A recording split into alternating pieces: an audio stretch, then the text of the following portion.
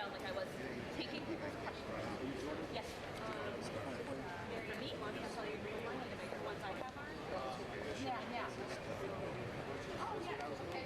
Yeah, tell me what yours are, then I'll know what it's the same.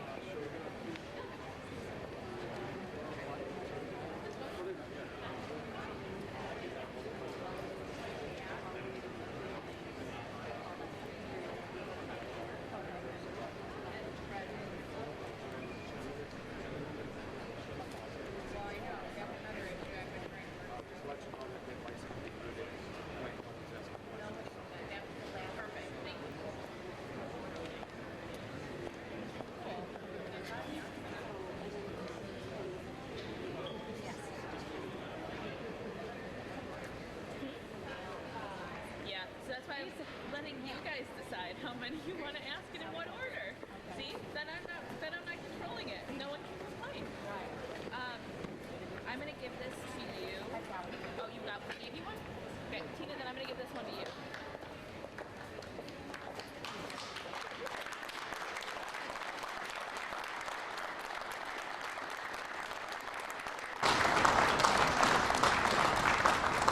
So the applause goes to all of you. Yeah, that is true. Thank you very much. Good afternoon to everyone, and as always, thanks to those who are tuning in. I know that people are practicing social distancing, so there were lots of folks who couldn't come today, including all the reporters, not to mention everybody at home who tunes in every day. For today's 2:30 update, we're coming to you live from McCormick Place in Chicago, where the Illinois National Guard, the Army Corps of Engineers, and a host of tradespeople are setting up the largest of our alternate care facilities to support our response to COVID-19. I'm here with the City of Chicago's Mayor, Lori Lightfoot, with Deputy Chief of Engineers and Deputy Commanding General of the U.S. Army Corps of Engineers, Major General Robert F. Whittle, and Dr. Nick Turkle, former President and CEO of Advocate Aurora Health, and now the Executive Director of the McCormick Place alternate care site. Folks, I want to share with you just how important this day is for Chicago and for the state of Illinois. 5 short days ago, this was an empty convention hall. There was truly nothing here. Throughout this week, I have tracked the progress of this build-out, and I want you to know that I'm genuinely blown away by what's happened here. We've all been through a range of emotions together these past several weeks as we've battled COVID-19, but when I walked into this building and saw how it was transformed in just 5 days, I was truly flooded with an overwhelming sense of pride and patriotism. The teams on the ground here have brought everything to the table for Illinois. In less than a week's time, they've assembled 500 rooms and beds, 14 nursing stations, and full support rooms for supply storage, pharmacy needs, and housekeeping. In 1 week's time, the heroes who came together to make this possible built us a facility larger than the largest hospital in Illinois. 1 week, and they will be building out to 3,000 beds before the end of the month. This, folks, this is Illinois. I'm not sure I can fully express the extent of my gratitude to the many individuals who made this happen. I want to thank the Army Corps of Engineers, the Illinois National Guard, FEMA, and the hardworking union tradespeople. And I'm going to list all of them because they all deserve recognition. Electricians and plumbers, carpenters and pipe fitters, teamsters, telecommunications, laborers, operating engineers, decorators, sheet metal workers, iron workers, and finishers. Monumental, round-the-clock dedication is what got this done before we need it, preparing for saving lives in the event that things become as bad as some have predicted. Really, to all of you who are tuning in today from across the state, you should be so very, very proud of what's happened here, and they're continuing their work. We've also launched work on 3 other sites in Chicago and the collar counties, the former Advocate Sherman Hospital campus in Elgin, the Metro South Health Center in Blue Island, and Westlake Hospital in Cook County's Melrose Park. And today, I am proud to share with you our next site, Vibra Hospital in Springfield, Illinois, which will begin to add more beds to our capacity in central Illinois. I want to take a moment to walk you through the why behind these facilities. As incredible as the work that's been done here is, it's also profoundly sobering. This is a facility that we stood up because the human population is susceptible to this virus at a scale never before seen in our lifetimes. And it very well might be that this virus overwhelms our existing hospital capacity in Illinois, as it has done in Italy and other countries around the world, and as it's beginning to do in other parts of our country too. In places like New York and Boston and Detroit and New Orleans, we're already seeing this very real scenario take place. As a point of reference, on March 24th, we here in Illinois had about 26,000 non-ICU beds, 2,600 ICU beds across the state. Every day since, we've added beds and equipment at our existing hospitals to increase capacity. Even with those efforts, of our now nearly 28,000 beds in the state, only 11,500 or 41% are currently available. That's a lot fewer than is normal for this time of year. Even more striking, of the approximately 2,680 ICU beds in this state, just slightly over 800 are available. That's just 29%. And that availability is diminishing as COVID-19's presence continues to grow. Since yesterday's update, Illinois added 1,209 cases. COVID-19's reach now stretches to 64 of our 102 counties. In the last 24 hours, 53 Illinoisans lost their lives fighting COVID-19, bringing the total number of Illinoisans who have passed away because of this virus to 210. That's 210 fathers and mothers, brothers and sisters, grandparents and children who are no longer with us. May their memories be for a blessing. They are the impetus for us as we prepare this facility at McCormick and the other alternate care facilities around the state, because I never want to get to a place where our families or our friends don't have a place to heal, or where our hospitals don't have the capacity to give them the best chance possible to beat COVID-19. Preparing also means proactively assembling the healthcare workers who will bring these facilities to life. A hospital bed is just a bed until it has the staff and equipment to turn it into a place to treat COVID-19. We've already assembled the medical personnel who will staff these first 500 beds. Nearly 140 healthcare heroes from around Illinois and the nation are ready to work here, and we'll be adding many hundreds more as the need evolves. Before I turn it over to Mayor Lightfoot, I want to address one final topic. Over the last few days, we've seen information start to trickle out from the White House and the CDC about whether or not the general public should be wearing masks. So let me go ahead and tell you where I see the science trending. Epidemiologists and infectious disease experts are still studying how COVID-19 travels through the air between people, and particularly how it travels from people who are asymptomatic or pre-symptomatic. That research is still evolving, and it'll continue to evolve. Nevertheless, here's what I think, and it's based on what the experts seem to be saying. There's a reason that we're raised to cover your mouth or use your elbow when you cough or sneeze. It's a simple gesture to reduce the number of germs that you spread to those around you. The doctors all agree that this virus can be spread through droplets, like when you sneeze or cough. So blocking that by wearing a mask in public seems like a common sense way to do what's right for everyone around you. The most important thing you can do, frankly, is stay home. But when you do go outside, or when you must go to the grocery store or pharmacy, wearing something to cover your face is a good idea, based upon what the science says. Maybe it's a homemade fabric mask, or maybe it's a manufactured general medical mask, really just something to cover your nose and mouth out of courtesy to those around you, in case you're one of those who are asymptomatic or pre-symptomatic and who could be spreading the virus. Wearing a mask is just one more way that we can help take care of one another in our state. So thank you, and now I'm pleased to turn it over to someone who's been such a terrific partner, not just in building out this facility and manning it, but also in all things that we've worked on with regard to COVID-19 in the city of Chicago, Mayor Lori Lightfoot. Thank you, Governor.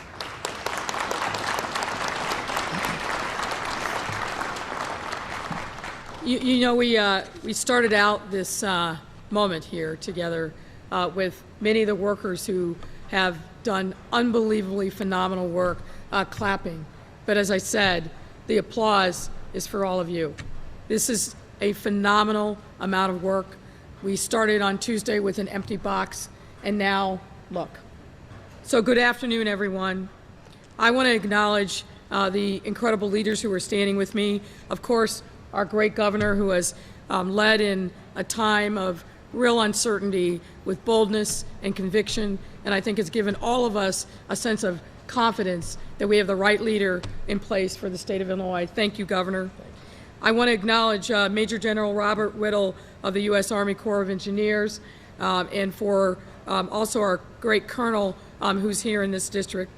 I also have to call out our public health leaders who are here. The director of the Illinois Department of Public Health, you see her every day standing side by side with the governor, Dr. Ngozi Ezike. Thank you, doctor. And Chicago's amazing, I'll say amazing, public health commissioner, Dr. Allison Arwady, who I have on speed dial and gives me great comfort that we've got the right team in place in public health in the city. I also want to give a special thanks to Dr. Nick Turkle, who, as the governor said, is now the executive director of the McCormick Place alternate care site. Thank you for stepping up. Thank you for coming out of retirement and really taking on this incredible task. I want to also acknowledge Paul Merrick, the CEO of DuPage Medical. Folks, we would have no staffing here without DuPage Medical and the men and women from that executive team who have stepped up to provide the real services that are going to be necessary when this site is operational. So thank you, one and all, to DuPage Medical and Martin Judd, the former CEO of St. Elizabeth's, who will lead a team of accomplished former administrators working intensively to stand up and staff this new site.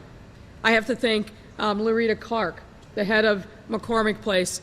She's been on the job, I think, about 2 months maybe, and also, like all of us, is being tested in this time, and she stood tall. I want to say thank you to her and the entire MPEA team.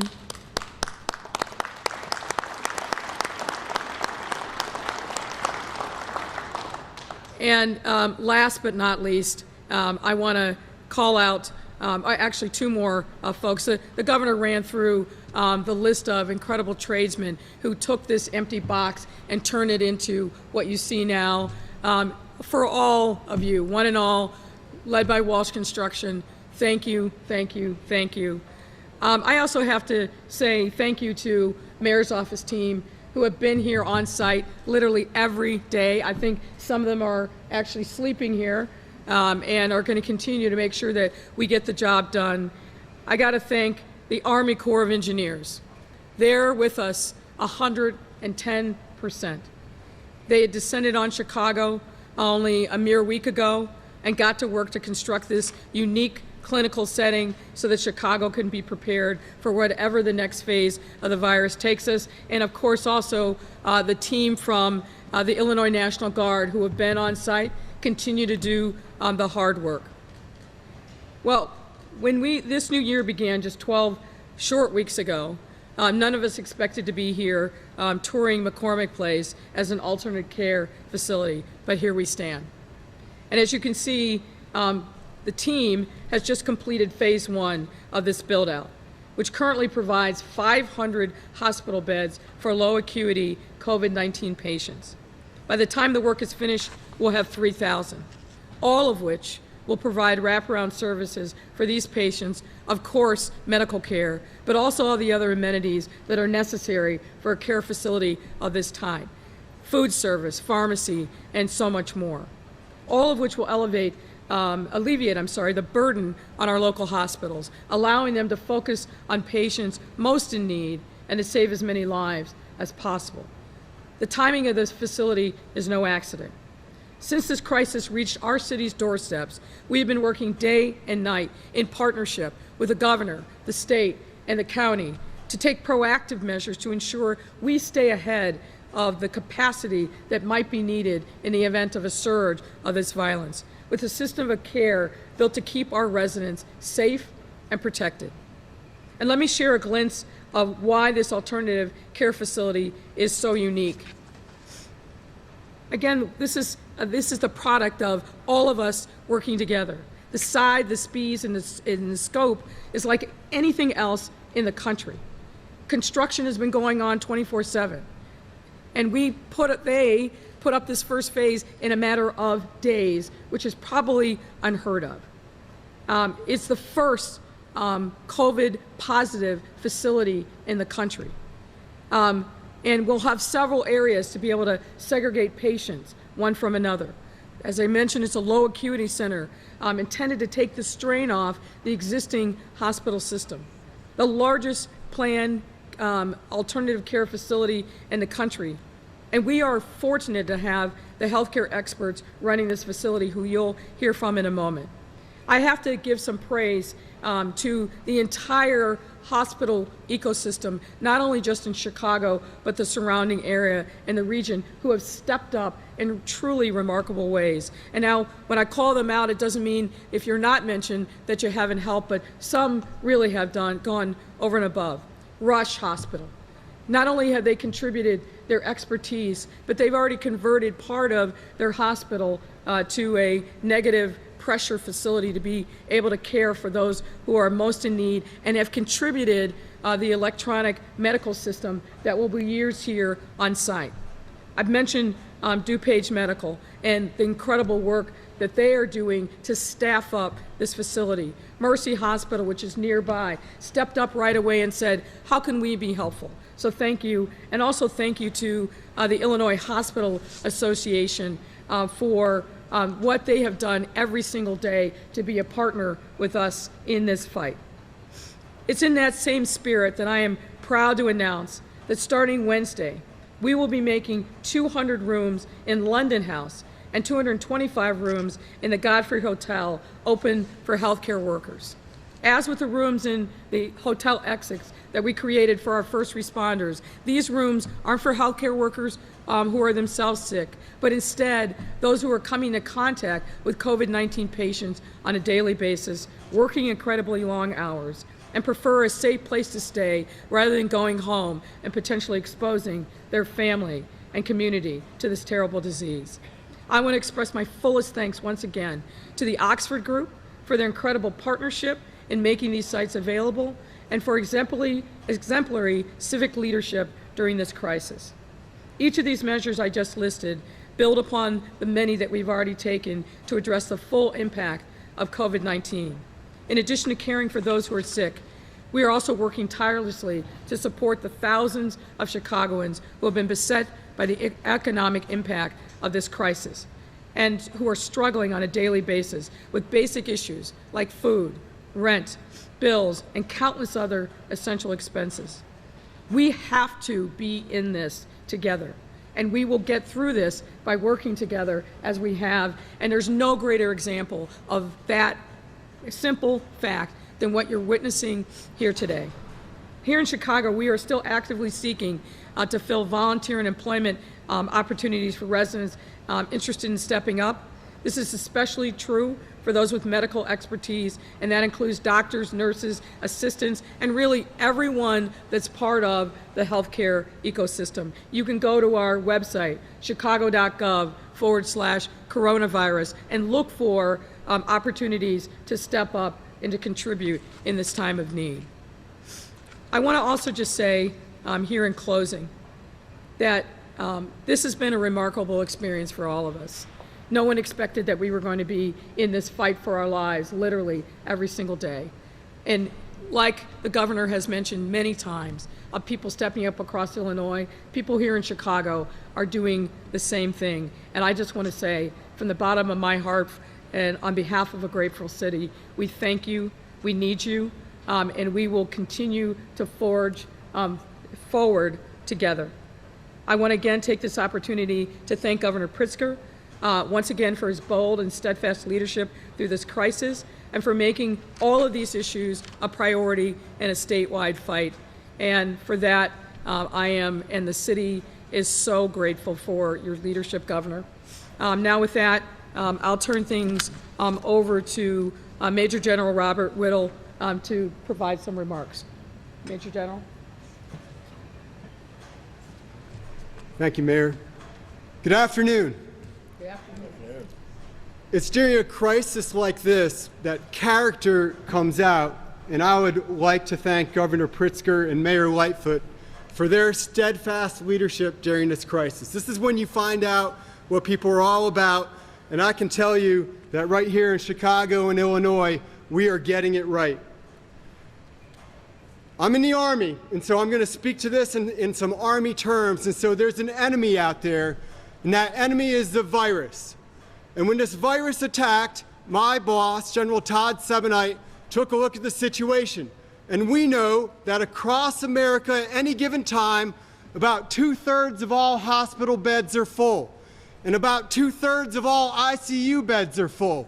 And so if a virus is coming, and it's going to come and it's going to multiply exponentially, then it can be expected that the remaining third of hospital beds that are typically empty, or the remaining 1/3 of ICU beds that are typically empty, may be filled. And so he knew we had to come up with a plan very rapidly to have a solution for extra beds. He charged his team to come up with a standard design.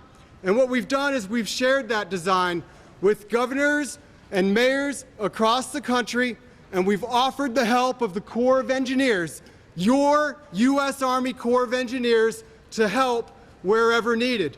We've also shared that design in case state and local authorities want to do some of that work on their own. All this is under the auspices of FEMA. And I would like to recognize the Region 5 Director of FEMA, Mr. James Joseph, who's here with us today. His partnership is absolutely critical in making these things happen. We have 8 awarded contracts now across the United States. 3 of them are here in Illinois, and this is a testament, again, to the leadership here. None of this is done without great people, and I'd like to also take a moment and recognize those. Alicia Tate Nadeau from the Illinois Emergency Management Agency, General Rich Neely, the Adjutant General for Illinois and the Director of the Illinois National Guard, Dr. Allison Arwani and Chris Shields from the Chicago Department of Public Health, our partners at the Metropolitan Pier and Exposition Authority, and Walsh Construction. These great contractors, these great tradesmen that stand behind us, they are the power of your U.S. Army Corps of Engineers. They're the ones who actually build things. They are getting this done. Rest assured, together, as a nation, with partnerships like this, we are going to win this war against that enemy. Thank you.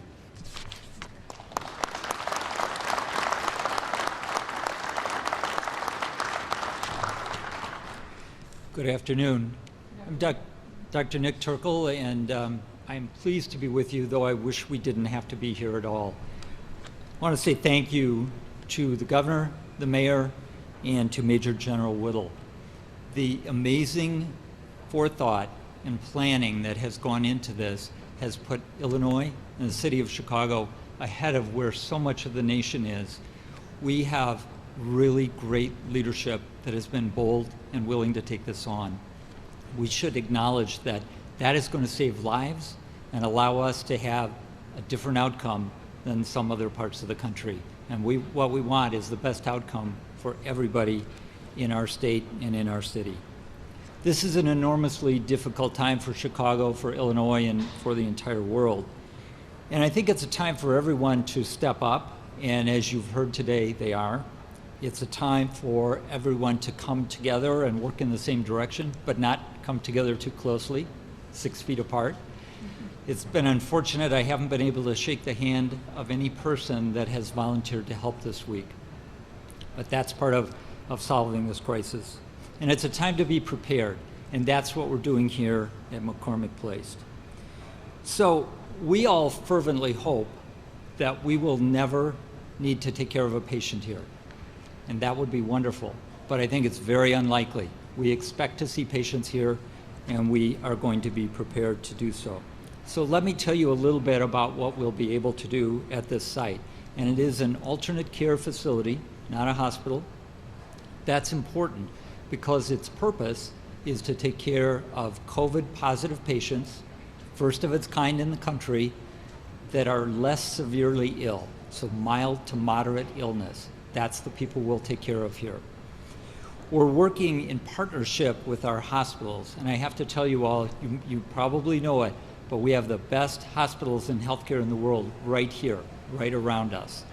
Working with them, we are timing how quickly we accept patients, and we're going to be very flexible in understanding that we have to roll with the punches, if you will, and be able to alter our model if need be.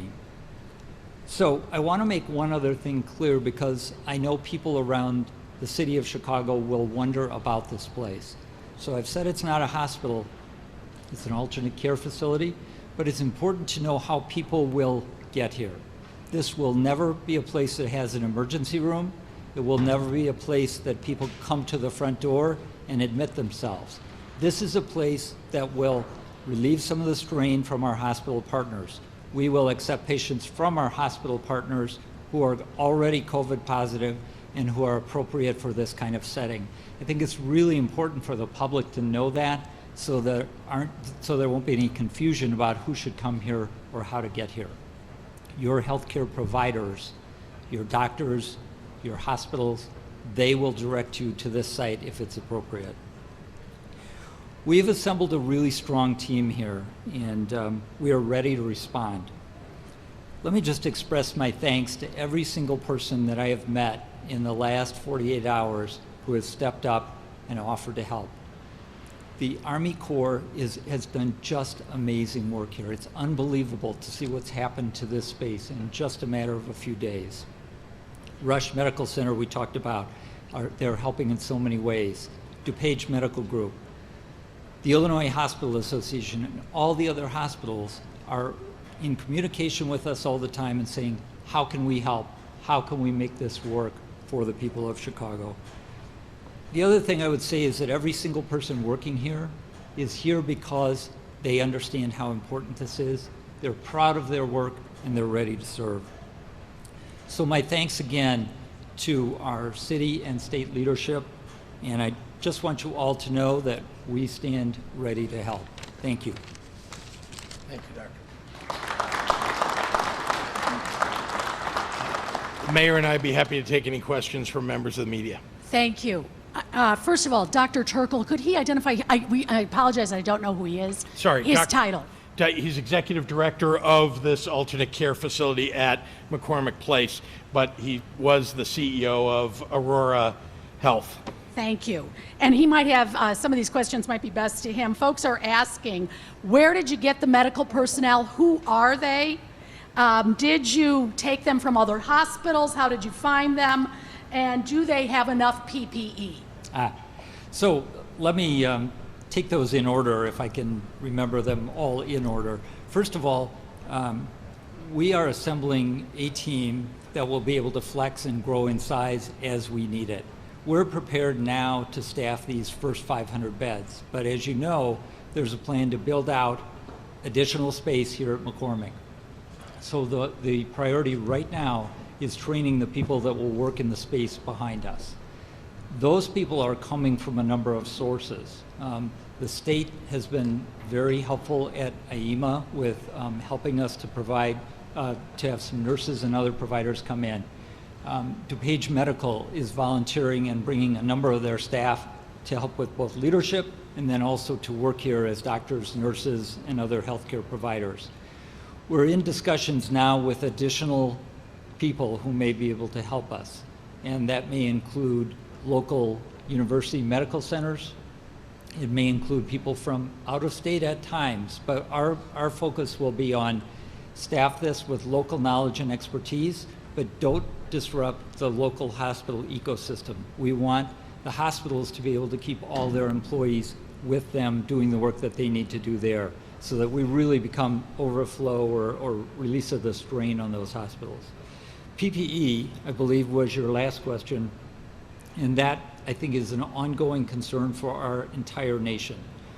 There are discussions at the federal level about how that will be distributed in coming weeks, and I think we have to say more to come on that. We will keep up with it and do the very best that we can. Can I ask you also, what we understand is that folks have been hired to work 21 days on, 2 days off. That's 12-hour shifts for nurses. Some are critical of that and worry that there will be a high burnout rate if you work that much. And also, is the pay actually $125 an hour?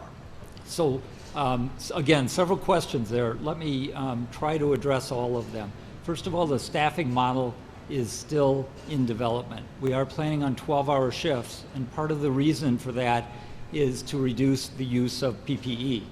If we have 3 shifts a day, we have more people coming in and out, burn up more of the materials that are so critically important right now. So we believe 12-hour shifts are the best, and if you look around healthcare today, 12-hour shifts are the norm in many places. I'm not very concerned about burnout. As far as days on and off, we will flex that according to the needs of the staff, and that is not finalized yet.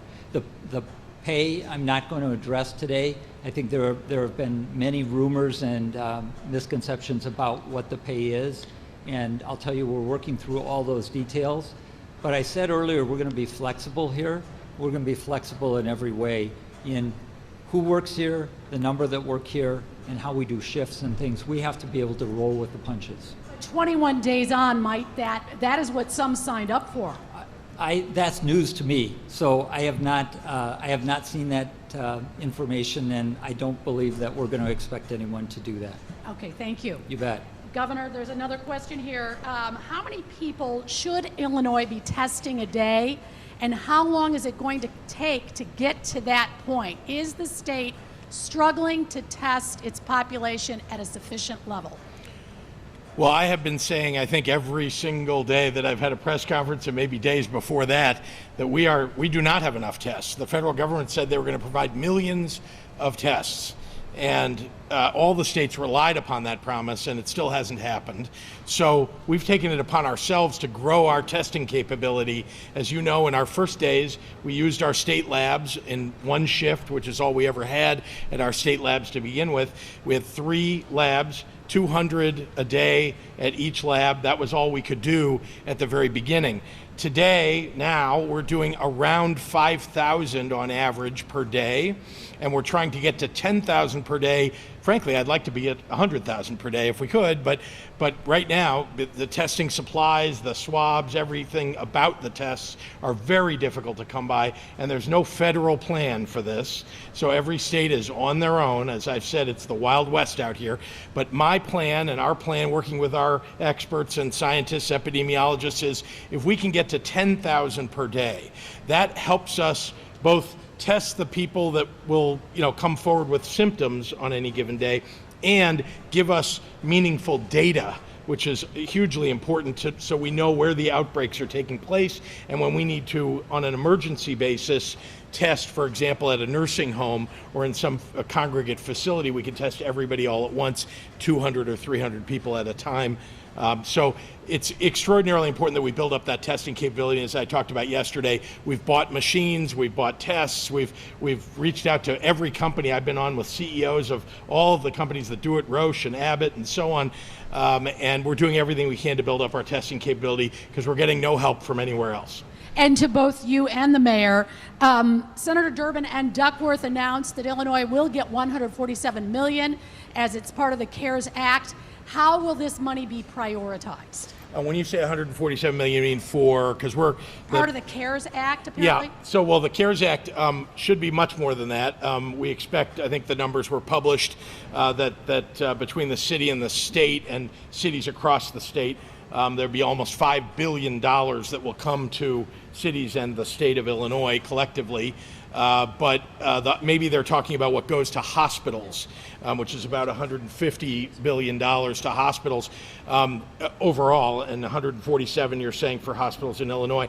I haven't broken it down by how much is going to the hospitals in Illinois, I must admit. But we need much more, frankly, for our healthcare system in Illinois, and every state does too, because the expenditures that are being made are extraordinary, because every hospital expects to be overrun.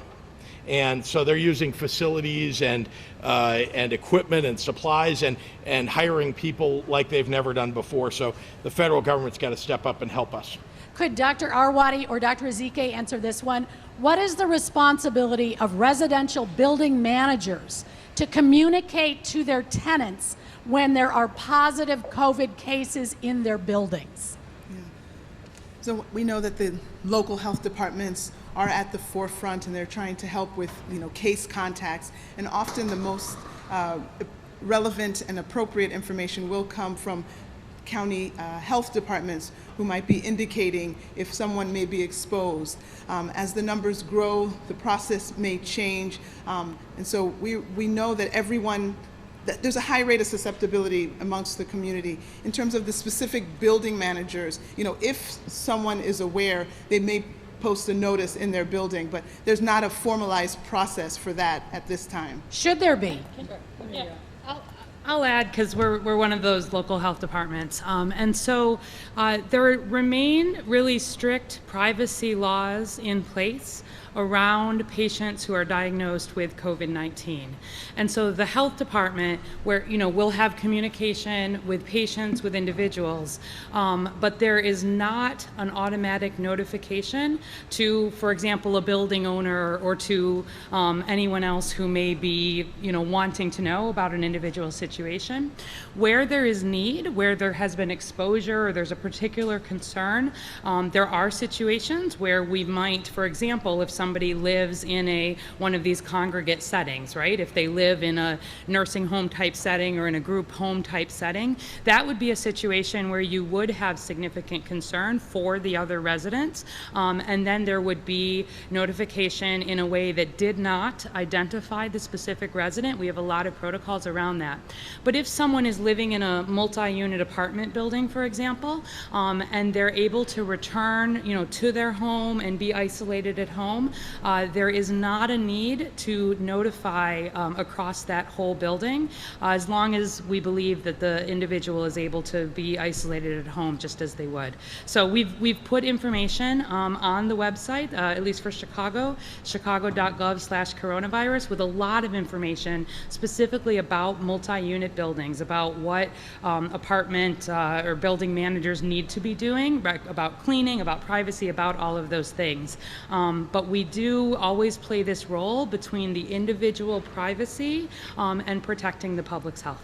Other questions I've received, news reports suggest that minorities are getting sick and dying at a higher rate than white patients. When will you start releasing hospitalization numbers, and do you intend to break that number down by race? Well, look, we are still analyzing the data, and we will release it as soon as we believe that it's appropriate. But we also will be doing that in a way that provides not just the data, but specific action items that the city will be taking, as well as what individuals can continue to do and additional tools at their disposal. But that'll be coming soon. Thank you. Before I hand it over to Tina, what about, Governor, what Jared Kushner had to say from the White House, that some states don't know what they have in their inventory before requesting equipment from the federal government? Well, let me start with this. I don't know if Jared Kushner knows this, but it's called the United States of America. And the federal government, which has a stockpile, is supposed to be backstopping the states. He apparently does not know that.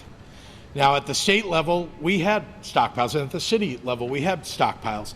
And, we're using them now. I don't think anybody expected a respiratory pandemic that would deplete all of the respiratory stockpiles that exist, and that that the federal government would abdicate its role and have 50 states, 5 territories on top of that, all competing with one another and competing against the federal government to get the PPE that's necessary. So I think Jared Kushner just does not understand this issue. He does not understand what the federal government's role is supposed to be in a national emergency. And if I can just add, and I think the governor just showed incredible restraint under the circumstances. He's 100% right. We shouldn't have to beg the federal government to step up and assume its responsibility here. When we hear from the head of the CDC that the federal stockpile only has 10,000 ventilators, the question we should ask is, what the heck has the Trump administration been doing over the last 3.5 years? What that tells me, and I think that what that tells public health professionals across the nation, is that the federal government has failed to do the planning that it needs on a daily, weekly, and monthly basis to be prepared. So we're not waiting for the feds. We're doing what is necessary. The governor and his team have been working tirelessly to source the materials that we need to bring to Illinois. But my, oh my, somebody like Jared Kushner casting aspersions on the hard work of governors across this country who have been working tirelessly night and day to be leaders and to care for the residents in their states, that tells you a lot about the character of him.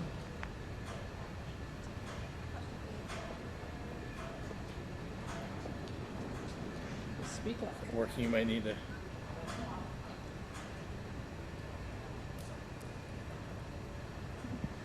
Question for the governor. We talk about projections a lot and how that's being used with the hospital capacity and other things. Can you tell us what models you're looking at? Like, are you looking at the IHME one? What types of projections are you looking at?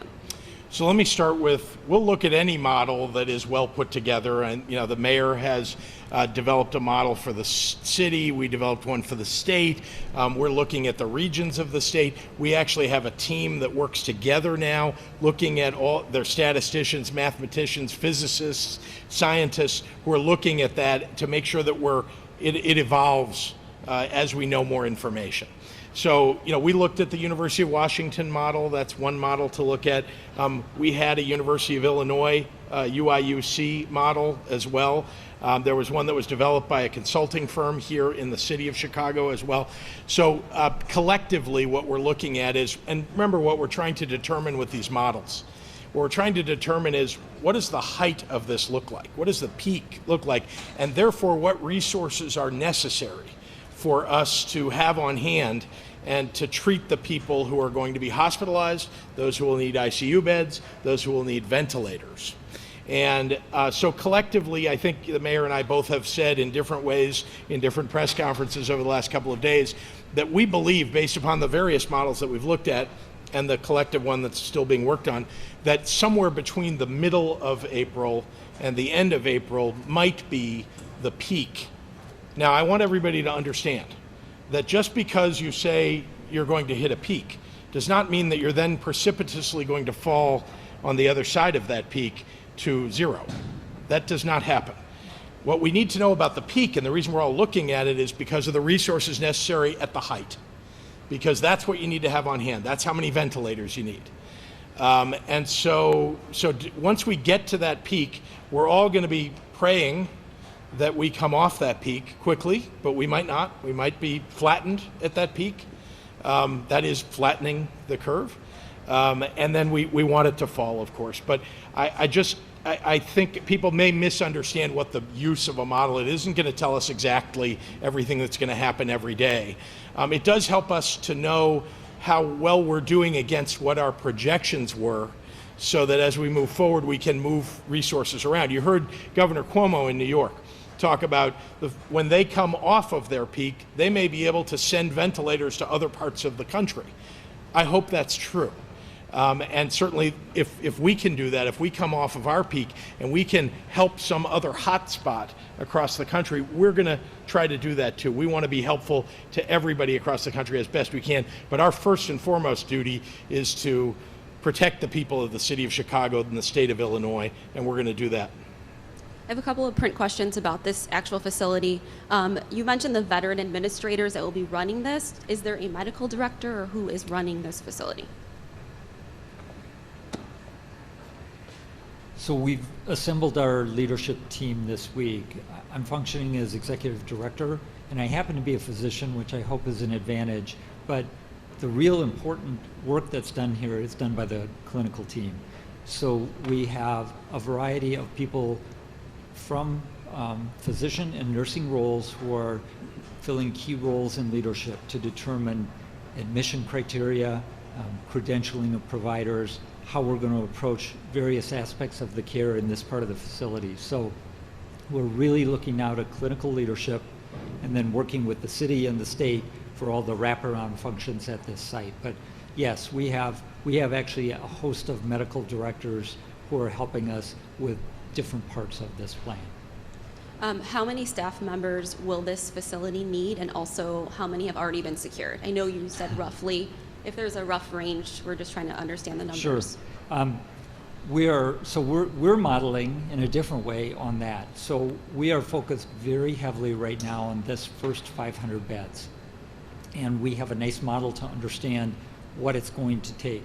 We have secured, at this point, a couple hundred people for this 500 bed facility. Remember that it's unlikely that we will open all 500 beds at once. We will scale up as the hospitals get busier. So I'm very confident that we can scale up the staff as we need to. And then you talked about how patients might get here. Can you run through that process of how Sure. a patient might be deferred to this facility?